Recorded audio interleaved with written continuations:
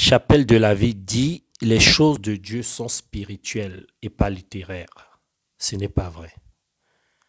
Qui a créé les mathématiques, la physique, les sciences, la médecine, le dessin, la musique, le sport? C'est le diable? Tout ça, ce sont les créations de Dieu. L'homme représente Dieu physiquement. Et c'est Dieu qui a fabriqué l'homme. Et c'est Dieu qui a mis dans le programme de l'homme de faire ces choses-là. Il n'y a pas une seule chose que l'homme puisse faire si Dieu n'est pas d'accord, si Dieu ne l'a pas inspiré. C'est un peu comme si tu fabriques une poupée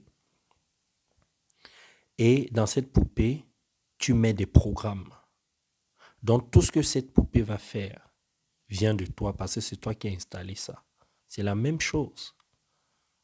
C'est très dangereux d'avoir ce type de croyance, de croire que pour comprendre Dieu, il ne faut pas passer par la littérature. Toi-même, pour lire la Bible, c'est la littérature, non? La façon dont on amène les choses. Et la Bible, le Coran ou tous les livres sacrés que tu lis, à l'intérieur de ces Bibles, il y a des coutumes, il y a des dogmes, il y a des philosophies de vie. Ce n'est pas parce qu'on dit que c'est écrit par Dieu que d'autres livres ne sont pas inspirés de Dieu. Ce n'est pas vrai. Il est très important d'intégrer ça parce que si tu vas avec ce discours dans un milieu où les gens réfléchissent, où les gens sont profonds, où les gens communiquent avec leur âme, où les gens sont spirituels, les gens vont comprendre que tu es plus religieux, que tu es dans des dogmes. Parce que quand tu vois l'évolution de notre société, s'il n'y avait pas de poésie, s'il n'y avait pas de philosophie, s'il n'y avait pas les mathématiques, les sciences, le droit et tout ça, la comptabilité, le monde ne serait pas en train d'évoluer. Tout ce que tu vois là, c'est la création de Dieu. Il est très important que tu intègres que Dieu a un côté lumineux et a un côté obscur.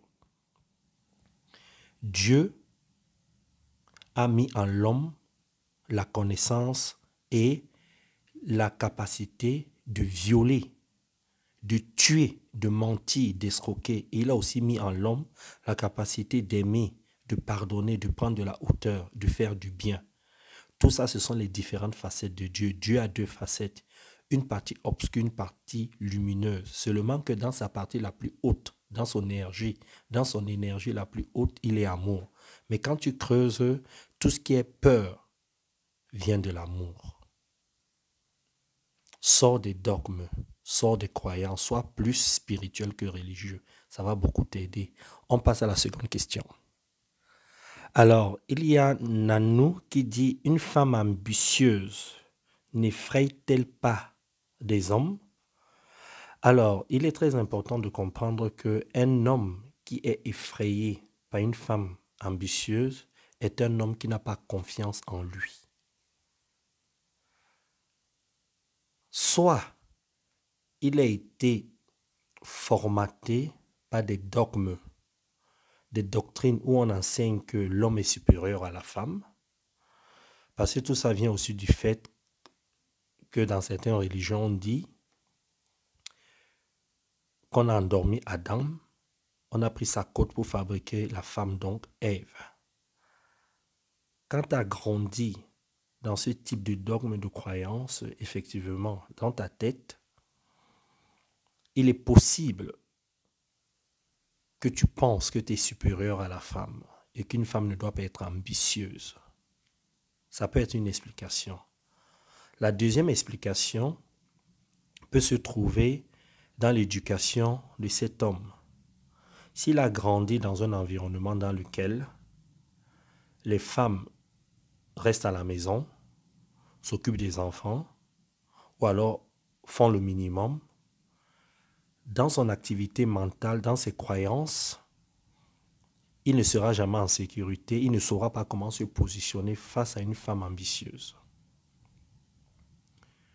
Donc, cet homme doit travailler la confiance en soi, l'image de soi, l'amour de soi. Il faut qu'il fasse tout et tout pour avoir une bonne estime de lui-même et qu'il se dise que c'est une occasion en diamant, pas en or, en diamant, de fonctionner avec une femme ambitieuse. Maintenant, il est très important de comprendre que ce soit l'homme ou la femme, il faut avoir de l'intelligence relationnelle et émotionnelle. Quand je parle avec mon homme ou avec ma femme, je parle avec amour, même quand nous ne sommes pas d'accord. Je n'affiche pas mon côté intellectuel, mon côté financier, parce que parfois nous confondons les deux. Nous ne comprenons pas que quand nous sommes en amour, dans une relation amoureuse, c'est de l'amour dont il s'agit, donc il faut parler de l'amour. Quand on sort du couple, on peut parler maintenant ambition. C'est une façon de penser. Une autre façon de penser, c'est de dire comment s'appuyer sur ma femme, vu qu'elle est ambitieuse, pour faire de bonnes choses. Comment peut-elle m'aider à évoluer aussi dans ce domaine? Donc, c'est un avantage. On passe à la troisième question. Alors, Christian pose la question, comment faire pour trouver sa mission de vie? Alors, pour trouver sa mission de vie, il est d'abord important de comprendre son objectif de vie. J'ai eu à faire plusieurs vidéos dessus. Il y a une grande différence entre l'objectif de vie et la mission de vie. L'objectif de vie, c'est quoi? C'est qu'est-ce que tu es venu faire ici en tant que toi-même, en tant qu'être humain? Qu'est-ce que tu es venu travailler? Est-ce que tu es venu travailler la colère, le fait d'être naïf, le fait qu'il faut que tu apprennes à dire non, le fait qu'il faut que tu apprennes à te connecter à toi-même, à l'univers? Il y a quelque chose que tu es venu apprendre ici sur cette terre. Donc, ton objectif de vie te concerne toi. Alors, ce sont des choses qu'on n'entend pas dans notre société parce que les gens parlent toujours mission de vie, mission de vie. Mais si tu ne sais pas d'abord pourquoi toi tu es là, tu ne peux pas aider les autres. La mission de vie vient ensuite. Une fois que tu as compris pourquoi tu es là, c'est-à-dire comment tu as fait pour te retrouver dans la famille dans laquelle tu te trouves, pourquoi tu es né en première, en deuxième, en troisième position, etc. Pourquoi tu as choisi ton père et ta mère, pourquoi tu es né dans ce continent, pourquoi tu es né homme et pas femme, pourquoi tu es né noir et pas blanc ou vice-versa. Pourquoi? Une fois que tu as eu des réponses sur ton pourquoi de ton existence, de ton arrivée ici, une fois que tu as pris conscience que ton pourquoi doit être fort, maintenant, dans un second temps, ta mission de vie te sera révélée par ton âme, pas par quelqu'un, pas parce que tu as vu quelqu'un prêcher, quelqu'un fait du coaching, quelqu'un aider, quelqu'un fait des choses et tu fais la même chose. Quand tu fais ça, tu deviens un photocopieur ou alors tu t'inspires de quelqu'un. Mais ce n'est pas ta mission de vie. Alors la mission de vie, en gros, c'est quoi? C'est aider l'humanité à évoluer, à faire évoluer les mentalités en général et de faire évoluer notre planète. Et ta mission de vie, tu peux la trouver dans tous les domaines. Tu peux la trouver dans la musique, dans le sport, dans la littérature, dans la comptabilité, dans le sexe, dans la drogue, dans les armes, dans le coaching, dans la spiritualité. Tu peux trouver ça dans tous les domaines, dans la cuisine, etc., etc. Et quand tu as trouvé ta mission de vie, tu sais que c'est ta mission de vie parce que tu commences d'abord à la pratiquer autour de toi. Parce que c'est un apprentissage qu'il te faut. Et l'âme t'accompagne dans cette mission en te donnant des outils. Parce que c'est une mission. Ça veut dire que tu seras confronté à la loi des opposés.